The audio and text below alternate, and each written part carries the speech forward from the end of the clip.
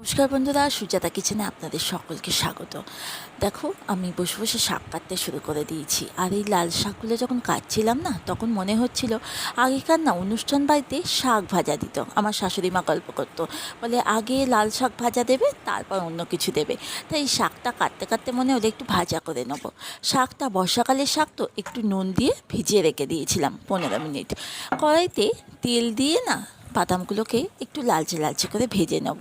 আর শাকটা 15-20 মিনিট পর আমি জল ছড়াতে দিয়ে দিয়েছি। এবার বাদামগুলোকে বেশ লালচে লালচে করে ভাজবে, আর গ্যাসটা একদম আস্তে দেবে যাতে বাদামটা পুড়ে না যায়। আর তার মধ্যে একটা শুকনো লঙ্কা, আমি বাদামটা তুলে শুকনো লঙ্কা ফোড়ন দিয়ে দিয়েছি। আর ফোড়নের পর ওই শাকগুলোকে দিয়ে দিলাম। শাকগুলোকে প্রথমে কিন্তু নুন দেবো না, নুন দিলেই জল বেরিয়ে যাবে। শাকগুলোকে একটু নেড়ে ছেড়ে তারপর পরিমাণ মতো লবণ আর একটু মিষ্টি দেবো। শাক একটু খাওয়ার মতো তো, একটু মিষ্টি দিলে ওটা ব্যালেন্সে চলে আসে।